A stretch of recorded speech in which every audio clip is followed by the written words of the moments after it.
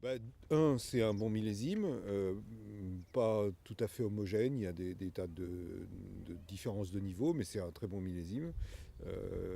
2, oui, ça vaut le coup de l'acheter.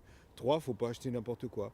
Je pense effectivement que il va y avoir une demande de la part des étrangers, notamment de l'Asie, hein, pour pas le dire les Chinois, sur tout ce qui est marque à la mode, connue. Il faut bien imaginer que ces marchés émergents ne connaissent pas toutes les subtilités compliquées de nos appellations et de nos classements. Ouais, pour résumer, même les Français n'y comprennent déjà pas grand-chose, mais alors les Chinois, c'est encore pire. Donc ils achètent des marques fortes et des marques qui, chez eux, leur parlent. Bechevel, Angelus, Lafitte, tout ça, ça va marcher. Après, tout le reste, ils ne comprennent pas. Donc, effectivement, il reste pour le marché européen et les Français des bonnes affaires à faire.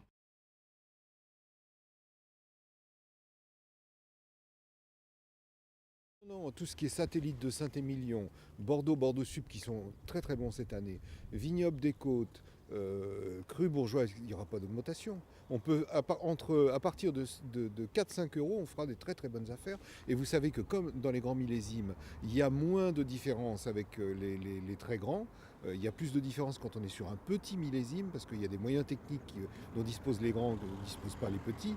Là, sur un millésime comme ça, il faut vraiment faire des efforts pour ne pas le réussir. Donc ça vaut le coup d'acheter dans des petites appellations. Et on se fera plaisir à partir de 4-5 euros.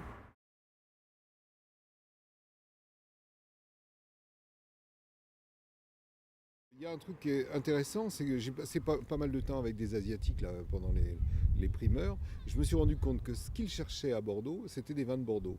En résumé, ils sont très clairs, hein. Ils disent si on veut des vins d'Argentine ou de Californie, on ira les acheter en Argentine et en Californie.